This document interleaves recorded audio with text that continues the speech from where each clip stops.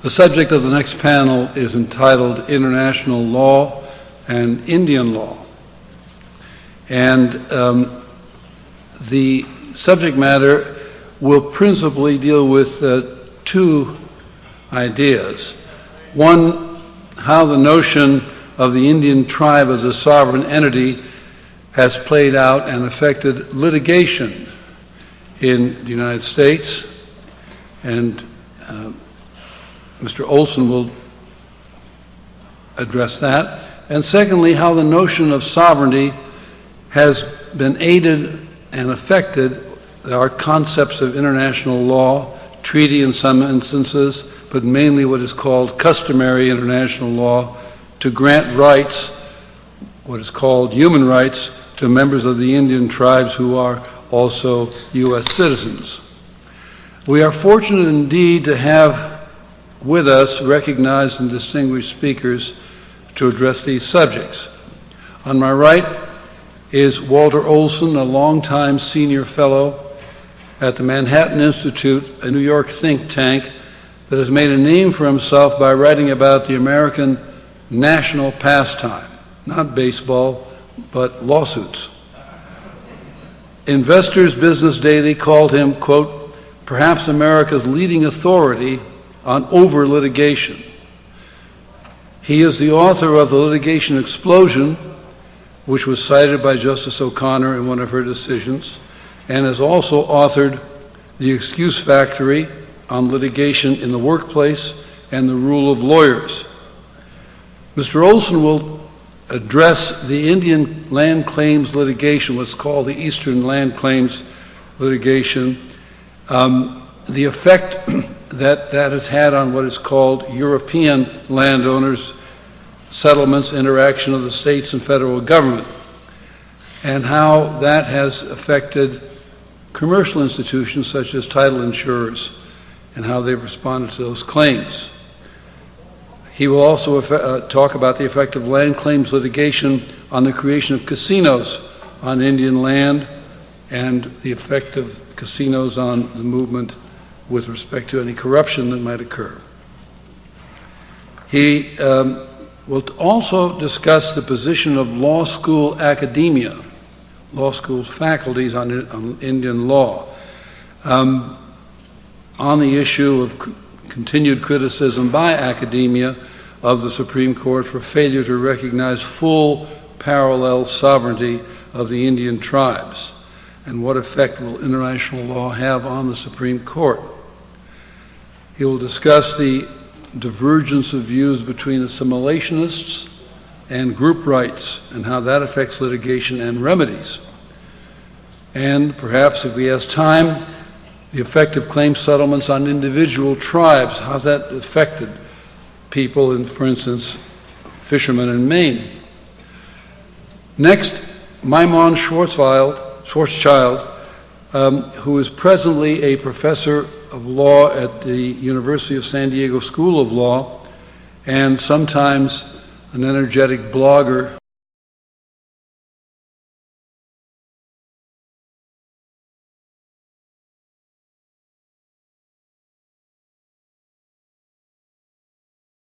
On the right coast. Maimon was formerly in the Department of Justice during the Carter administration before he went to San Diego Law School, and Maimon brings with him, he's a British barrister, he brings that training to his courses in public international law and has written extensively in learned journals and also in journals published by Harvard and Duke. We will address the confluence, he will address the confluence of Indian law and international law. The effect that international treaties, international customary law has not been thoroughly considered and should be. Each of the speakers will speak for approximately 20 minutes, then we will have some cross-talk on some cases that have just recently arisen that I think will have some interest for you. And then we will open up the panel to questions.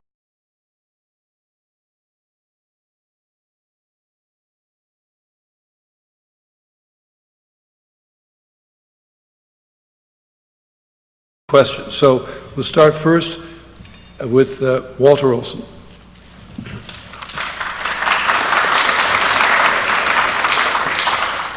Thank you, Judge Bay.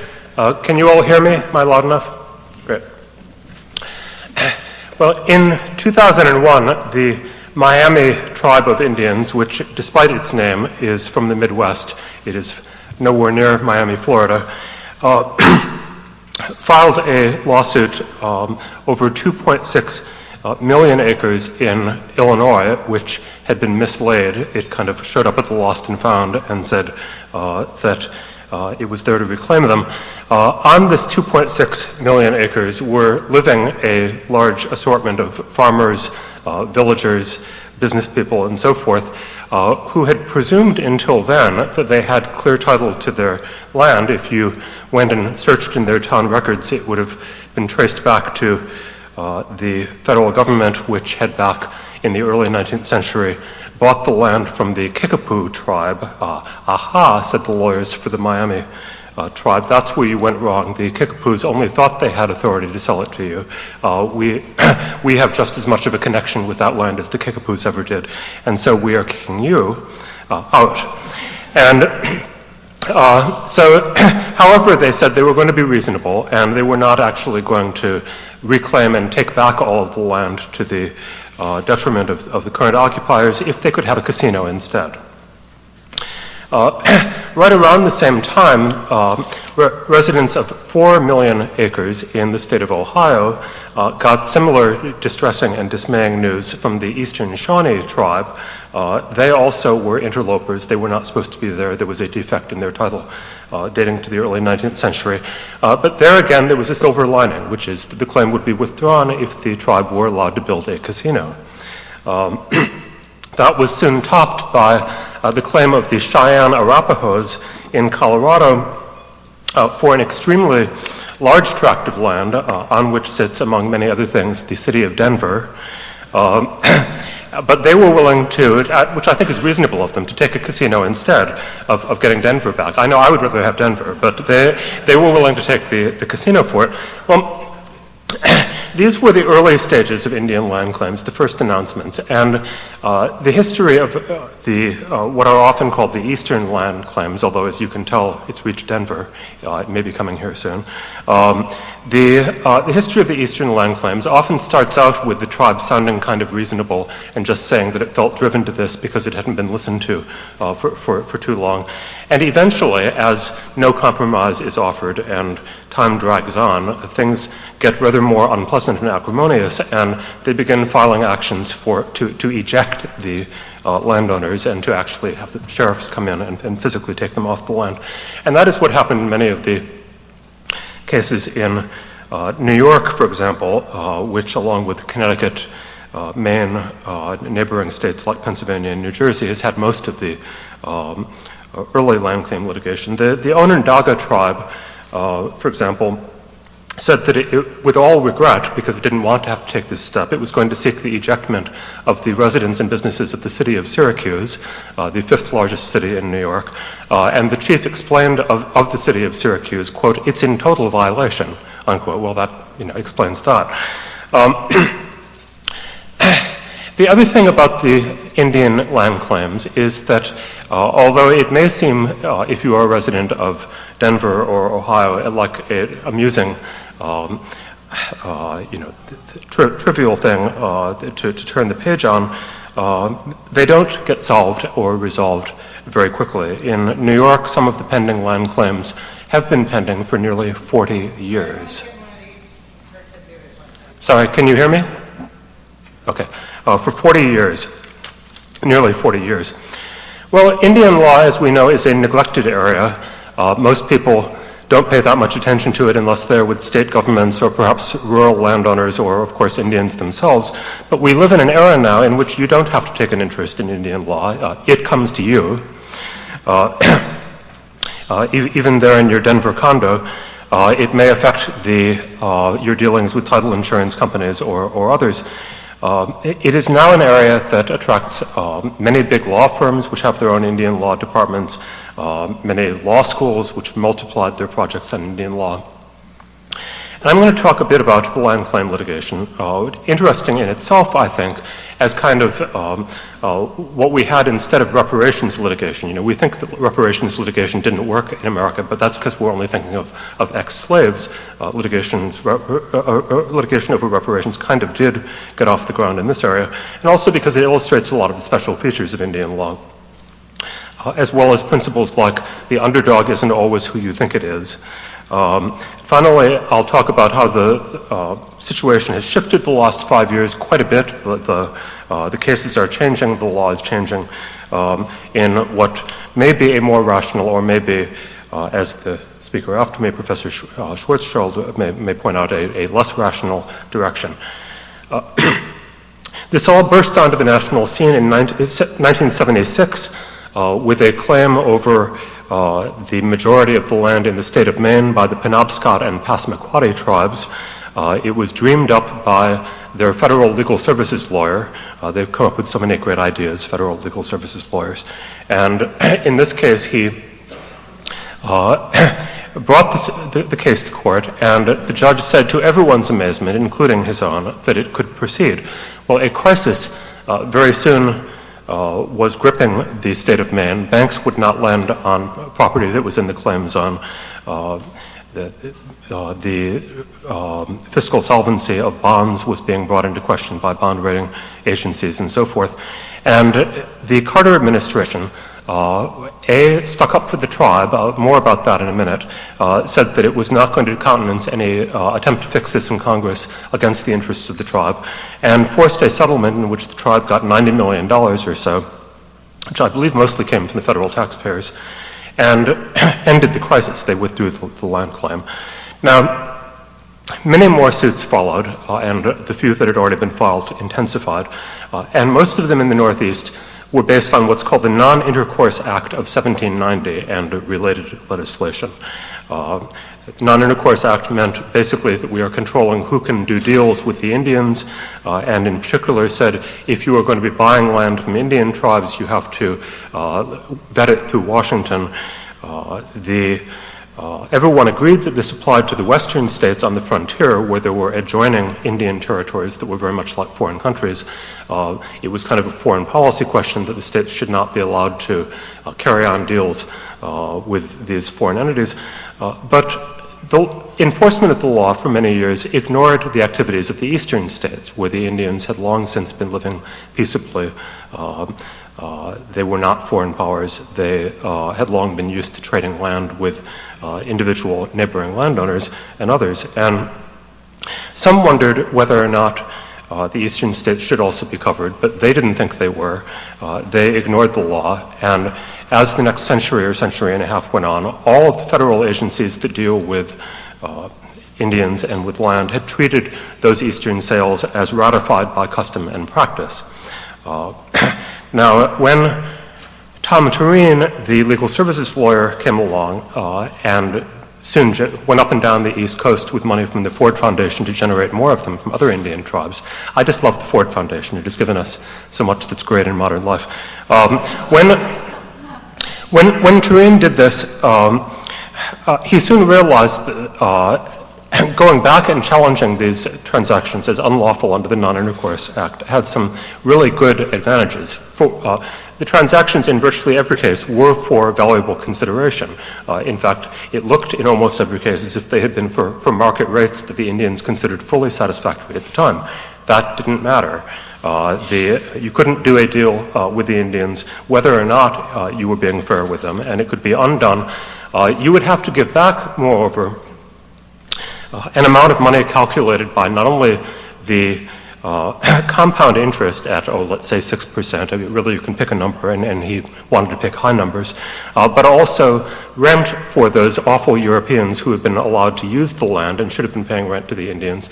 And even as time went on, more dramatic damage theories like cultural damage and deprivation of intact civilization and other things that are hard to price, but which you would want to put in your lawsuit if you were suing someone, and the courts would let you.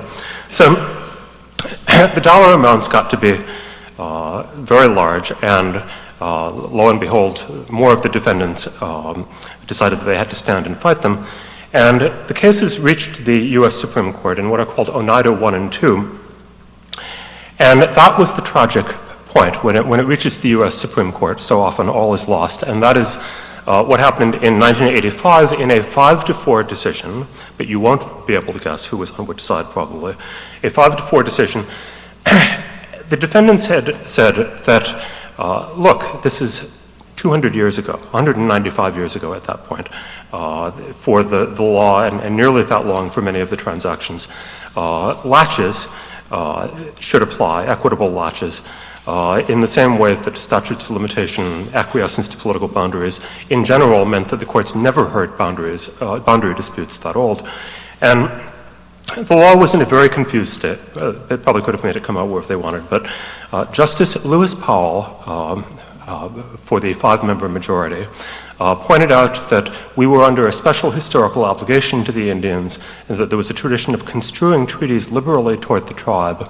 And so, yes, the Indians should have forever to revive old land claims. Guess who wrote the dissent? It was a great dissent. You're never going to guess who wrote it. John Paul Stevens wrote the really great dissent, with Rehnquist, Berger, and White joining him, in which he said, first, he pointed out that the Oneida elders who struck the deals had made no attempt to back out or cast doubt in their legitimacy, waited 175 years, no deception. The societal interests that always underlie statutes of repose, particularly when titled to real property as a state, convince me that this claim is barred by the extraordinary passage of time. This decision, Stevens went on, upsets long-settled expectations in the ownership of real property. The court no doubt believes that it is undoing a grave historical injustice, but in doing so it has caused another which only Congress may now rectify. Yeah, you can see what comes next, whether Congress rectifies it. And he quoted an 1831 case, nothing so much retards the growth and prosperity of a country as insecurity of titles to real estate. Labor is paralyzed when the enjoyment of its fruits is uncertain, and litigation without limit produces ruinous consequences to individuals. Well, that is exactly what happened in many obscure parts of upstate New York over the next 2 or 3 decades, and it got worse once the tribes realized that it was not just money they could sue over, but casino rights. Before long, you had hot and cold running historians and anthropologists being brought in. I mean, it was boom times for American history and anthropology. You may not be able to, get a job writing nonfiction books unless you were David McCullough, but you almost certainly could get hired to research Indian genealogical claims.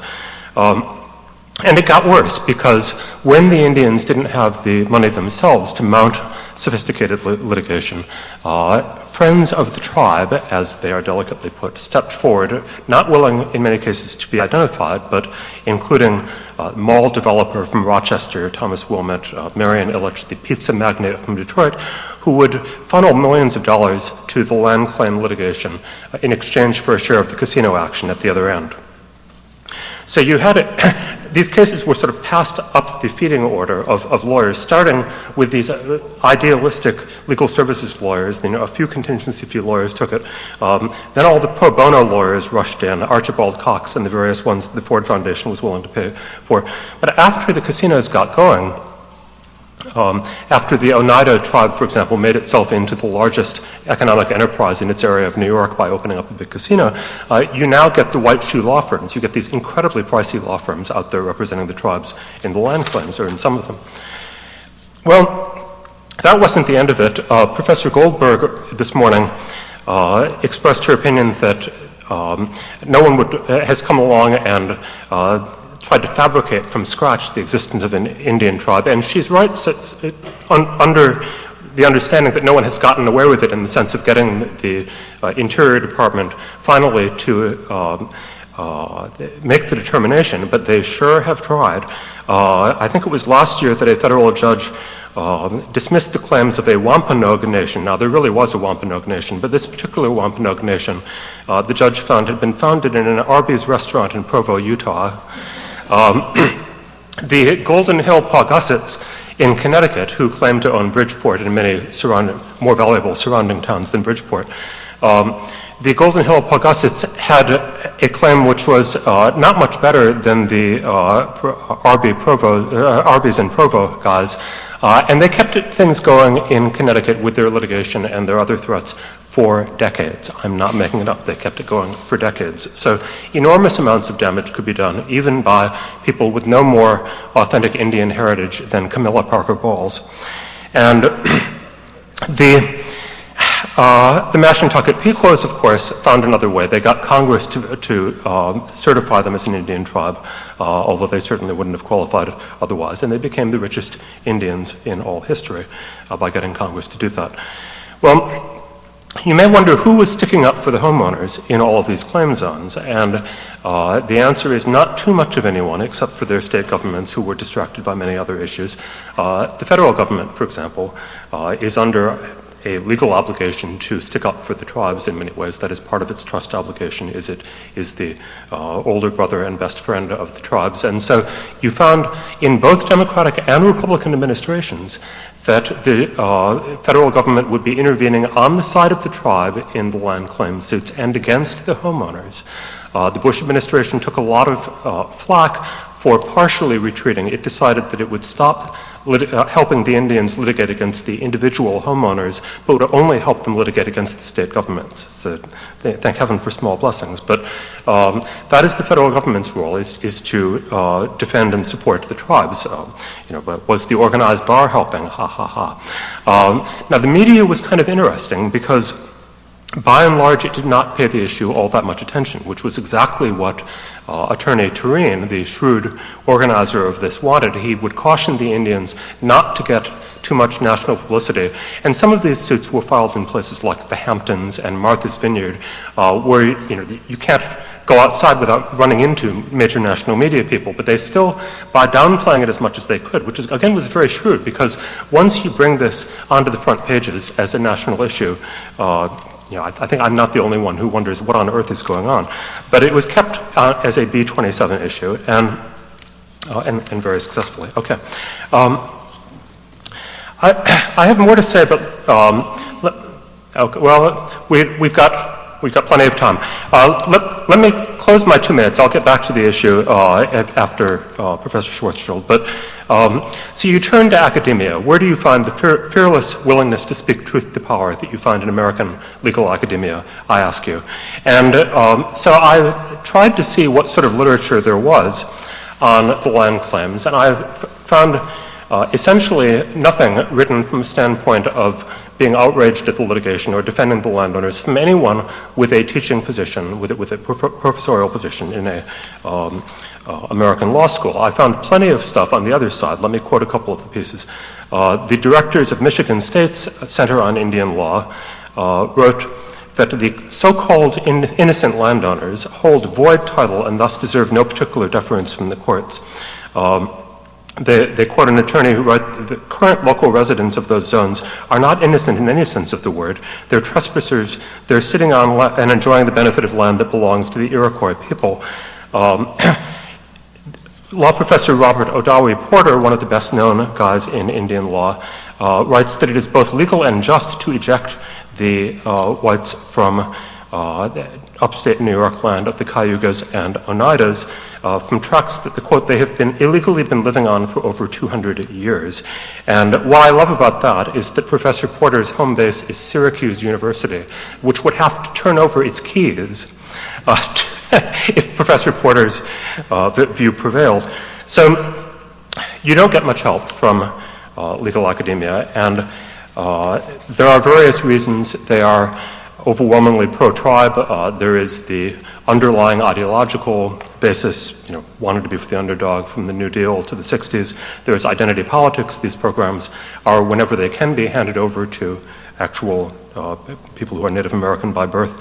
And there's what is often a very explicit attempt to align the law school with tribal interests. In North Dakota, for example, you find what I think is the nation's only center at a law school on Indian gaming law, and their statement of mission says that they are there to help tribes with their economic development. So you're probably not going to get a systematic critique of all of the legal problems with Indian casinos from them anytime soon. or even from the person who holds the job of Oneida Indian Nation visiting professor at Harvard. Yes, there is one. So I will stop there and make you wait until later to find out what happened in the last 3 years, which totally changes what I just told you about. Thanks.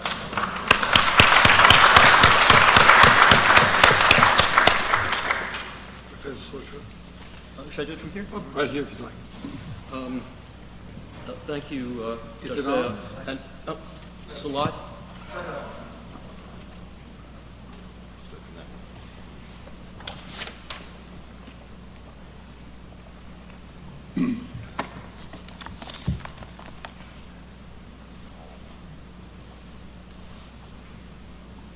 Thank you, Judge Beyer, and thank you, Walter, for what in a sense must be the worst lead-in and introduction that any speaker has ever gotten.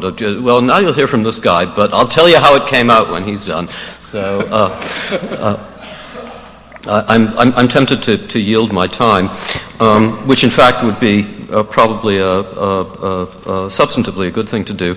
Walter, implicitly, though I'm quite sure, very consciously, when he mentioned that Indian law will come to you, was clearly thinking about a famous incident with Leon Trotsky, who was speaking to a pacifist friend, or more likely acquaintance of Trotsky's, and Trotsky famously said, "You may not be interested in war, but war is interested in you."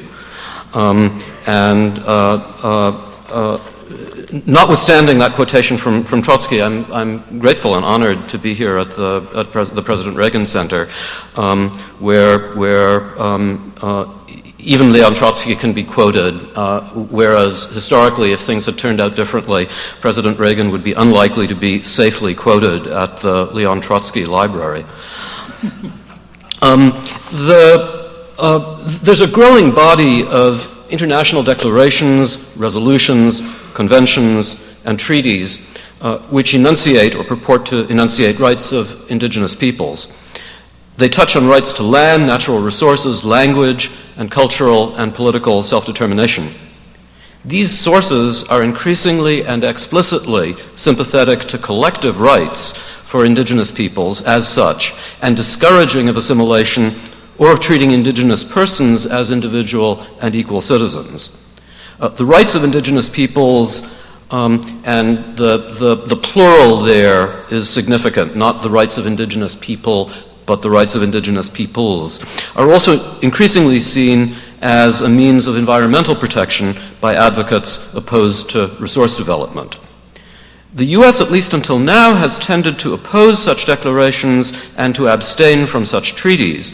But the idea of customary international law, which we'll talk about in a second, has taken on new life in the area of human rights in recent decades. What I'd like to do today, before Walter tells you how the cliffhangers came out, what I'd like to do is, first of all, give you a sense of what is in these international law materials and texts. Second, to give you a sense of how this fits in with the developing doctrines and trends in international law more generally. And third, to suggest how the U.S. in particular will feel pressure from all this and how the U.S. might respond. Human rights materials are often said to be in three layers. This is this is a sort of Trinitarian presentation. So there are three parts to the presentation. The first one is to give you a sense of what's in international law, and there are three parts to that as well. I'm not making it up, well, a little bit, but human rights materials are said to be in three layers. The first layer, and scholars and advocates and people in the area use this vocabulary.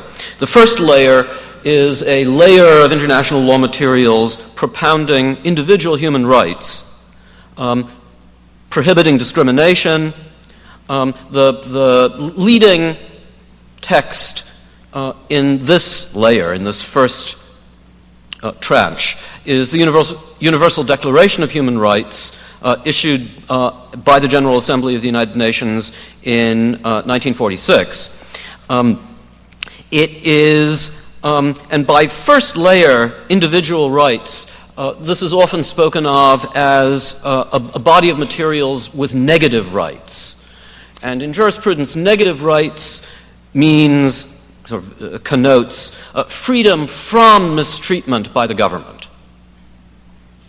It's a phrase used by the English philosopher Isaiah Berlin, but it's entered into the doctrine negative rights. It does, not to be minimized, but negative rights are freedoms from.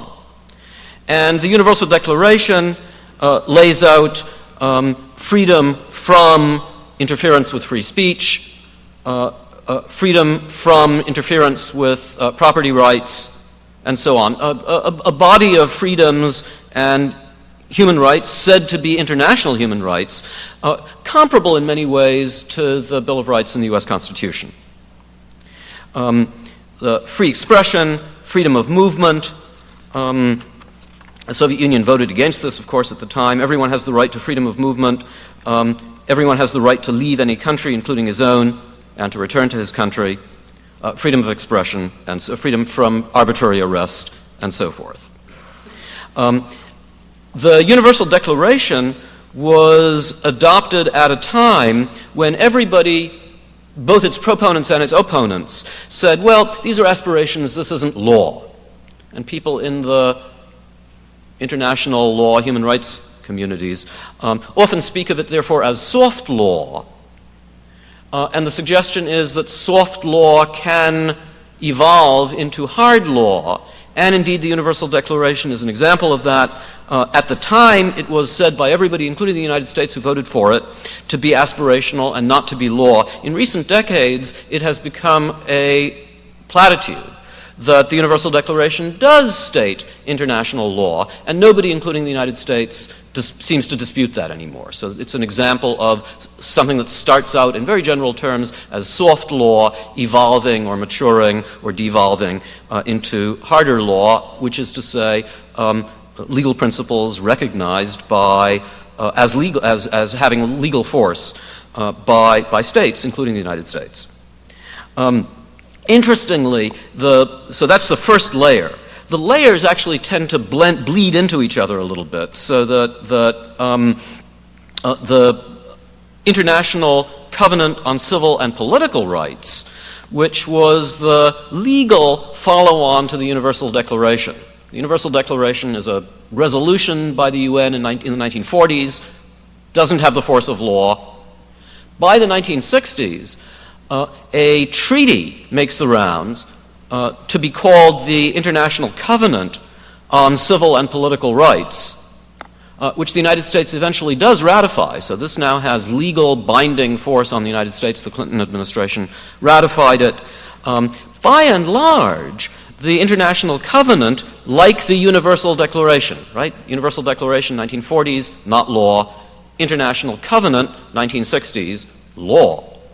By and large, the International Covenant tracks the Universal Declaration. It is a first layer document, first layer source. It is mostly negative rights, in other words, freedom from abuse by the government, comparable to the Bill of Rights in our Constitution. But there are exceptions. Article 1 of the International Covenant, all peoples have the right of self-determination. By virtue of that right, they freely determine their political status and freely pursue their economic, social, and cultural development. This begins to look more like a positive right, a right to, rather than a right from. And there are other things like that in the International Covenant, including Article 20, any propaganda for war shall be prohibited by law. Any advocacy of national, racial, or religious hatred that constitutes incitement to discrimination, hostility, or violence shall be prohibited by law. This is no longer a free speech provision. This is something of a, depending on how you interpret it, an anti-free speech provision. The first layer are by and large negative rights comparable to the Bill of Rights, but even in the classic first layer documents, the International Covenant being such a document, there are elements that are, that begin to look like positive rights, which we'll now talk about, or indeed collective rights. So, second layer, positive rights, welfare rights. These are instantiated in a lot of legal or purportedly legal materials. The star in this area is the International Covenant on Economic, Social, and Cultural Rights, which was put forth in the 60s at the same time as the Covenant on Political and Civil Rights. They were split up in part because the U.S. was going to go for the one and wasn't going to go for the other. The largely third world and communist backers of the, and to some extent European backers of the economic, social, and cultural rights, and the advocates, the activists, the non-governmental organizations that were pushing this recognized that if you want to get U.S. And some other countries, free market countries, to ratify, you better split up the treaties. So that was done, and so you had the negative rights first layer treaty, which the U.S. eventually did ratify, and you have the second layer, the star second layer treaty, the Covenant on Economic, Social, and Cultural Rights, which the U.S. has never ratified, and it is about positive rights. Rights to rather than rights from. Rights, a right that the government shall provide you with A, B, or C, rather than that the government shall not push you around in such and such a way. So among the provisions are a provision, Article 7, for equal pay for equal work, for work of equal value. So comparable worth, quite controversial, is in there. Holidays with pay, right to an adequate standard of living, right to assured medical attention, and a variety. That's just a taste. These are all essentially welfare rights, laid down as human rights in an international treaty that has been widely ratified, though not universally ratified. The United States having been throughout and to this day a holdout. Article 1 of that, again, is all peoples have the right to self-determination. So that bears directly on the indigenous rights issue that we're dealing with today. But that's the second layer. First layer, freedom from governmental abuse. Second layer, entitlement to welfare. And then there's the third layer, which is collective rights. And the star document, the star source in this area, is a declaration adopted a couple of years ago, 2007, by the UN General Assembly called the United Nations Declaration on the Rights of Indigenous Peoples. And that really focuses specifically on today's issue. And the UN Declaration, which again the United States voted against, along with Australia, Canada, the United Kingdom, and I believe New Zealand, that was it. So there were about 100 votes for this, 5 votes against it, I think 5 or 10 abstentions. It is a declaration highly oriented towards collective rights. The first article of the Declaration is indigenous peoples have the right to full enjoyment as a collective, or as individuals, of human rights, which will then go on to be listed. Article 3, indigenous peoples have the right to self-determination. Article 7, indigenous peoples have the right not to be subjected to forced assimilation or to any action which has the aim or effect of depriving them of their integrity as distinct peoples. And Article 26, which gives you an idea, there's a total, I think, of about 46 articles to this. Article 26, indigenous peoples have the right to the lands, territories, and resources which they have traditionally owned, occupied, or otherwise used or acquired. The thrust of the UN Declaration, therefore, is anti-assimilation. It is oriented toward the collective rights of indigenous groups as peoples. It asserts the right of self-determination, which is something of a term of art in international law, implying everything potentially up to secession and sovereignty of indigenous peoples as peoples, and makes broad, if not extravagant, claims for land rights for indigenous peoples. All right. Ladies and gentlemen, there are lots of these materials. For those of you, I was asked to give you a reading list, and I sent along a research list which is on the web put forward by the Law School Library Association of materials on indigenous people's rights under international law. If anybody didn't get it and is interested, I can show it to you. Like Joe McCarthy, I have it here in my hand. It is 34 close-typed pages worth, and it doesn't purport to be complete. There's now an enormous primary and secondary literature of international human rights law treatments of the rights of indigenous peoples, and the strong tendency, both in the primary materials, in other words, treaties, declarations, covenants, and in the secondary, certainly academic literature that Walter was rightly talking about, the strong tendency is towards collective rights rather than assimilation, hostility to assimilation, and very strong, very broad claims of collective rights, among other things, to land, and implicitly, often explicitly, to at least some level of sovereignty. In fact, even materials, a lot of these materials are broadly enough worded that they lend themselves to creative interpretation and recharacterization of various kinds, so that even materials from the first layer, the negative rights, the right to be free from government abuse, can be pretty easily, in many cases, reinterpreted, recharacterized with a very different flavor. An example of it, there was a case in the Inter-American Court of Human Rights against Nicaragua, not against the United States, against post-Sandinista Nicaragua, by an indigenous group called the Awar Tingni.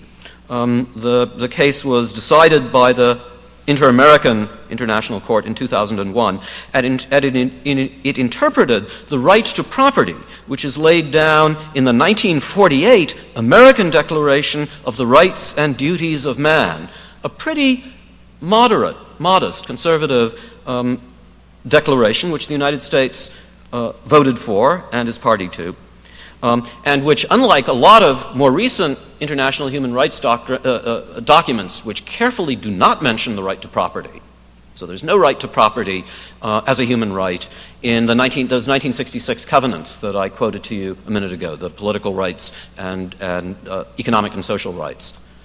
Property is the Soviet and Third World backers of these materials by the 1960s weren't going to go for a private property as a human right provision, so it's not there. It is there in the 1948 Inter-American Declaration. The court interpreted that clause as providing a collective right to property for indigenous groups, including this indigenous group, who had never had or even claimed to have any standard property right, any recorded property right in this wide territory of Nicaragua. And basically the court said, well, these are traditional lands. It's true that there's no title for the Indian, there's no for the native group. They never had a title, they never claimed to have a title, but these are their traditional lands, and on our interpretation of the American Declaration, they therefore have a property right in these lands and a valid claim which we will hereby uphold against the Nicaraguan government. All right. Where does all this law come from? And how does it fit into the broader scheme of international law? This is the second bit. Some of it is from treaties, which bind countries which are signatory to the treaty. The International Covenant on Civil and Political Rights is an example. It's a treaty. A lot of nations are party to it since 1991, I think, or 1992. The United States is party to it. The UN can be read modestly, or they can be read adventurously. More of the international law claims that are being made, however, are said to draw from customary international law, and Judge Beyer rightly suggested in the introduction that international law, and this goes back hundreds of years, states and international lawyers have said, well, what is international law? And there have always been skeptics that it doesn't exist at all, but states by and large, and certainly academics invested in the area have rebutted that and said, no, there is such a thing as international law. What are its sources? Treaties are one source. Agreements that states enter into and bind themselves by an obligation to obey. That's one source of international law. And the other source is custom. What is custom? Custom is what all or nearly all states do all or nearly all the time out of a feeling of legal obligation. So it's a technical term. It's a term of art. Customary international law is what states do, nearly all states, nearly all the time, out of a feeling that they are obligated, a psychological element, to do so, legally obligated to do so. Now, customary law, as the name suggests, was always, until recently, considered very conservative. It was what states did, not surprisingly, to protect themselves as governments, to protect their established interests. Examples of standard classical customary international law include sovereign immunity, which we were talking about this morning in a different context, diplomatic immunity, shipping rights, innocent passage for trade and for shipping over international waters and over national waters as well. No expropriation of foreigners without just compensation. These are standard, long recognized principles of customary international law. Not surprisingly, therefore, the more radical states of the 20th century, certainly the Soviet Union throughout the 20th century, and its satellites and allies and imitators, consistently urged that customary international law be minimized in favor of treaties. Why? Customary international law evolved before 1917. We, the Soviet Union, didn't have any say in it. We don't deny that such a thing exists. And we wouldn't, because customary international law protects the interests of states, and we're a state.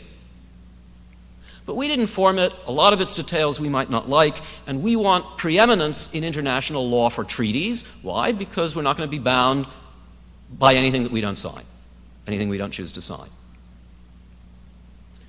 That was the history of customary international law, the more conservative element of international law through most of the 20th century. Now, conceptually, there are lots of problems with it. Does customary international law mean what states do or merely what they say? Can you opt out? When there are lots of violations, at what point do they stop being violations and do they start meaning that it's no longer a custom? And so forth. Notwithstanding the problems, states, all states, acknowledge that custom, in the way we've defined it, is a source of binding international legal obligation. Since the 1970s or so, customary claims have started being much less conservative. With the entrance on the scene of a large number of at least rhetorically radical new governments, and the appearance of a large number of advocacy and pressure groups, non-governmental organizations, interested in developing customary international law, almost all of them broadly on the left, many of them intensely so, there have been lots of declarations, resolutions, summits claiming to put forth customary international law, and in this area, overwhelmingly favoring sovereignty, or at least self-determination, as a collective right for indigenous groups, and broad land and other economic and political claims for indigenous groups.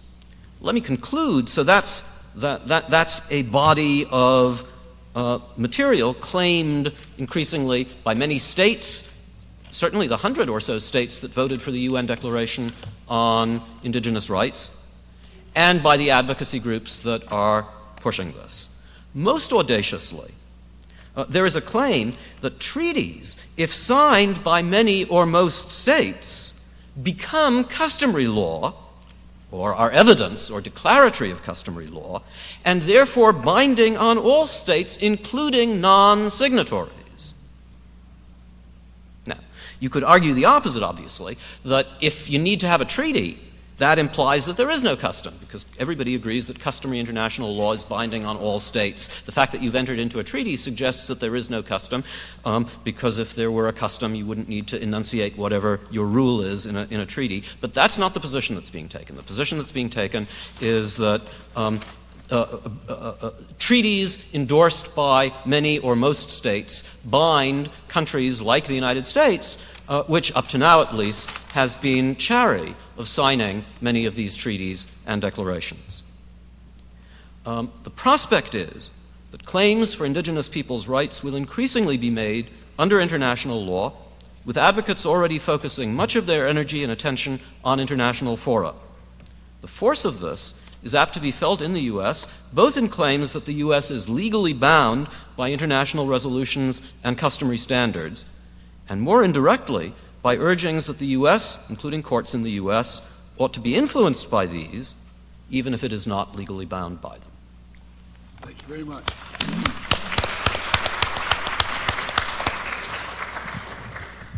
I'd like to call on Walter Olson to finish up what I so rudely interrupted earlier. No.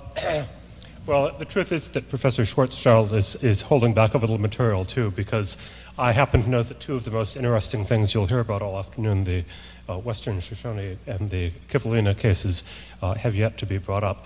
But let me, having gotten you on the edge of your seats, I hope, last time, tell you how things lurched in the land claim business, which is, since 2005, where we left it, legal academia, to the extent that it offered any opinion, was seemed to be uniformly in favor of the land claims. But believe it or not for the first time, the federal courts have not been guided by the sense of legal academia. They have gone off and done something almost the opposite. In 2005, there came before the U.S. Supreme Court a case called City of Sherrill versus Oneida Indian Nation. It did not present the land claim issue, but it presented an issue of whether or not tribes could take land into trust, that is, buy someone's property, and then begin exercising Indian jurisdiction on it. And by a vote of 8-1, and you may not guess, but Ruth Ginsburg was the one who wrote the sound conservative opinion on this one, it ruled that they could not, and indeed on reasoning which invoked of all concepts the concept of equitable laches. In other words, don't sit on it forever and expect us to recognize it when you bring it in. This had clear implications. It seemed, you might almost say, to implicitly overrule the Oneida 1985 decision. And the very next year, in the Second Circuit, Judge Jose Cabranes, in a case where the Cayuga Indian tribe had actually managed to get a litigated judgment and award, threw it out of court, saying, citing to City of Sherrill and saying, we now have some guidance from the U.S. Supreme Court that cases do not remain open forever. Yours is nearly 200 years too late. See you around. Cert denied by the U.S. Supreme Court. Well, the the law reviews just burst into a flame of indignation. Both Ginsburg and Cabranes were accused of genocide, which I just can't see it. I mean, some of the justices, I guess, but it's hard for me to imagine these Clinton appointees, widely respected for their liberal views, actually being the next General Custer. But that was the tone of many of the law reviews, and indeed the tide seems to be changing, even when cases were not thrown out on that ground. And I think one or two others have been thrown out on that ground. The federal judges were just applying more exacting factual scrutiny. In Buffalo, for example, one of the large suburbs in the Niagara River called Grand Island was the subject of a land claim by the Seneca Indian Nation, and the federal judge dismissed that rather rudely, pointing out that there was no historical evidence that the Senecas had ever set foot on Grand Island, so he was not going to give it to them. So you had a new attitude among federal judges, and so at the same time you have perhaps a few appealing new developments in legal academia. In particular, there is a terrific book that came out from Stuart Banner of UCLA Law School called How the Indians Lost Their Land. This was perhaps 3 years ago or so. I urge you to read it. It is by no means a whitewashing of all of the bad things that the settlers and the Europeans did. It is simply, from what I can see, a very balanced account of something that was more a tragedy than a conspiracy. And even straws in the wind like the Ward Churchill affair, that being the Colorado professor who had taken ridiculously extreme positions in identity politics, when he was made a national controversy, and especially when he was exposed as not being nearly as Indian as he had seemed to be indicating, it was in part some of the same folks I've been writing about who were genuinely indignant and perhaps had an occasion to reconsider just how remote from reality Indian law scholarship had gotten, that it had taken him seriously, as many writers in that area did. So we're left with some good news and some bad news. The good news is that we may be, if this logic continues, we may be approaching the end of the land claim era. I think that many of those who had high hopes for it have kind of grown disillusioned in the law schools and in the Indian tribes and elsewhere. There were relatively few fast settlements. It produced a tremendously acrimonious process which had left European Americans and Indians distrustful and politically at odds with each other across many parts of the rural Northeast. Holding a gun to the temple of third parties turned out not to be all that good a strategy in speeding things up. And when there was a settlement, and we've seen this not just with land claims, when public policy is formed through the settlement of lawsuits, it loses transparency. The public is often realizes afterward that much was given away in these settlements, and that what was given away was often the sovereignty of the state that was dealing. It has forsworn its ability to set certain types of policy. So we may be seeing a decline in this. The bad news is that it's because so many of those who have been supporting land claims litigation in the law schools, in the liberal foundations, and in the so-called human rights groups are now totally smitten with international human rights law. It's going to get them all the stuff that the U.S. Supreme Court refused to give them. All right. Do you want to take Mr. Olson's challenge and talk to us about Western Shoshone? Sure. But you better explain first what it is. There is. Does this sound? Is this better? Should I do it from there? Yeah. Come on up here.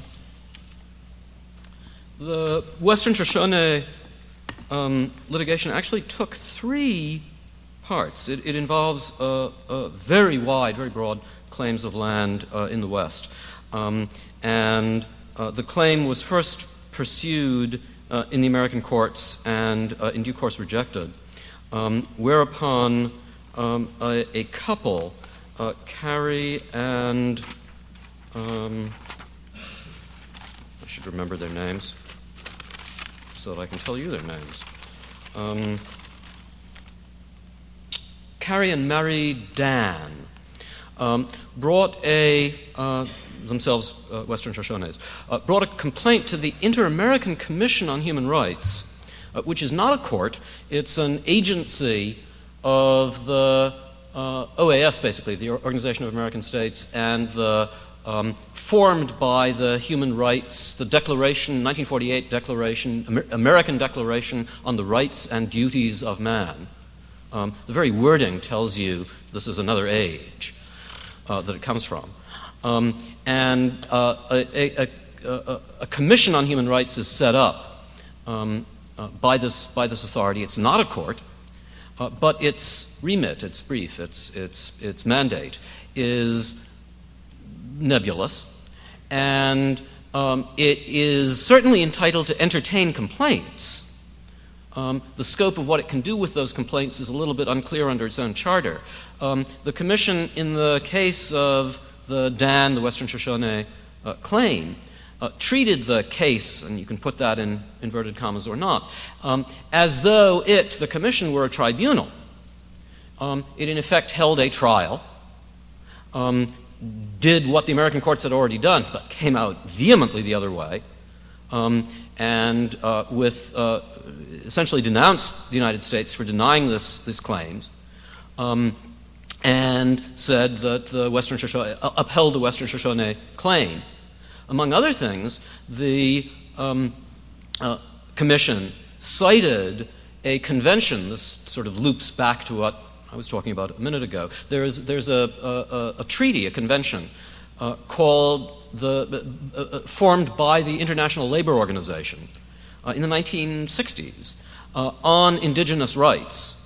It's a treaty that many countries have signed. The United States is not one of them, because it makes extravagant land claims and because of the collective rights claims or presumptions in the convention, which the U.S. wasn't going to accede to. The Commission cites this as a possibly, in their words, possibly emerging norm of customary international law. And they decide for the Western Shoshone. The United States, again, rejects the finding. And the Western Shoshone now take it to the United Nations. There was a resolution which the United States voted for in the UN, creating a committee for the elimination of all forms of racial discrimination. I restrained myself from mocking and saying, no, it wasn't just some forms of racial discrimination, it was all forms of racial discrimination, which the Declaration condemns. And the UN set up a committee to enforce the Declaration. The committee is a UN committee. It has been chaired, I believe, at various points by Libya. Cuba has been a member. It's that sort of UN body. And while it is not a court either, it does have in its resolution, in its mandate, power to hold emergency, urgent proceedings. So it treated the Western Shoshone claim as an urgent proceeding, constituted itself as a committee, in effect, constituted itself as a court, as a tribunal, to hear once again the Western Shoshone claim. And, well, if I had Walter's sense of suspense for you, I would not tell you what you otherwise wouldn't know, namely how they came out on the Western Shoshone claim. Oh, you can't bear it. They found for the Western Shoshones and against the United States. So where it stands at this point is that there have now been two international tribunals, in quotes. They're not courts as such. They're not constituted by their own statutes, by their own treaties as courts, but they have committees which can interpret their own mandate broadly enough that they can function in a way that, from their own point of view, looks, quacks, walks, and so forth, like a court. And both of them have found for the Western Shoshone. Up to now, the United States has rejected these findings. Whether the U.S. will continue to resist either such findings or resist signing such treaties, or resist voting for such declarations, pushed by other countries to some extent and by activists in this area. Whether the United States will continue, as activists in the area say, to defy the world remains to be seen. Would you give us a couple of minutes on Kivalina? No. Can I? I don't know enough about it. Okay, I can give you a couple of minutes on Kivalina, and then you deserve questions. You've been so patient. But Kivalina is the name of a small Alaskan village of Native American people, and it is also the name of what I kept getting emails in my inbox all last year of watch Kivalina, watch out for Kivalina, and I thought at first it was some sort of singing group or something, but it is one of the global warming claims, and one of the things that sets it apart a bit from other global warming lawsuits is that it's got this broad range of supporters ranging from liberal foundations and university human rights groups through various well-known contingency fee plaintiffs' lawyers. And it argues that by allowing the American energy industry to go on with global warming, we are endangering the economic future of this Eskimo village. Well, why choose an Eskimo village? Why not choose a coastal settlement in one of the lower 48? The reason, so far as I can see, they haven't told me this, so I can't be sure, but the reason is that they are hoping to trigger a whole bunch of international human rights things. If the courts refuse to grant it, call in international human rights scrutiny. If the courts agree to look at it, try to bring in international human rights materials in the adjudication of this American case. So potentially a tremendously important case economically, and one that unites the various strands that we've talked about this afternoon. It's by no means unique. Well, It's by no means unique. There are a network of NGOs, non-governmental organizations, basically environmental pressure groups around the world, who are bringing campaigns, whether they're litigation or political campaigns this way, in various places around the world in their environmental opposition to resource development. So this has been a phenomenon in the Amazon region in Brazil. This has been a phenomenon in Central America. The Alaska case is not unique. I promised you 20 minutes of questioning. I lied. We have a few minutes. We have 5 minutes left. Yes, sir. Would you? I have a question for you. Could you perhaps, without jeopardizing any case that you might be involved in or would be involved in, can you give us some thoughts on what seems to be an alarming tendency of judges to go beyond the Constitution and to look at international treaties, international covenants, international law, decisions of other states, other nations? Would I give my views on whether the Supreme Court is exceeding its brief in citing international law to determine cases? The answer to that is no. I will give my view. But the commentary, the pundits and the law reviews have been full of just what you're asking about, which is the importation of international law to decide domestic cases. I think that Professor Schwarzschild was absolutely correct in saying that the two main sources for that are treaties and customary law, and in saying that the customary law is increasingly made not by lawyers but by activists, NGOs, and writers, right, who make up the law as they go along. The area to keep your eye on as to the effect of international law, I think, will be in the Alien Tort Statute or the Alien Tort Claims Act cases. Those are cases that are brought in the United States by aliens based on torts which have occurred elsewhere. Started out in the 1980s with a Paraguayan torturer case in New York in the Second Circuit. Our court has recently filed an opinion in a case called Sarai versus Rio Tinto, and I commend you to read the panel decision and the en banc decision to see first how many different views 11 judges can arrive at in the en banc decision in Sarai versus Rio Tinto. But secondly, to understand that our courts are being made a forum for claims by aliens for torts that occurred elsewhere and are being sued on here. Recently in San Francisco, some of you might find this odd, in San Francisco, the Chevron company defended itself against a claim of Nigerians who were badly treated by the Nigerian government forces on platforms of the Chevron oil company that were in the water outside Nigeria. That case proceeded to trial, and a jury in San Francisco found for Chevron and against the claims of the Nigerian plaintiffs. I don't want to say anything more about that case because since it was tried in San Francisco, it'll come to us. And as will Kivalina.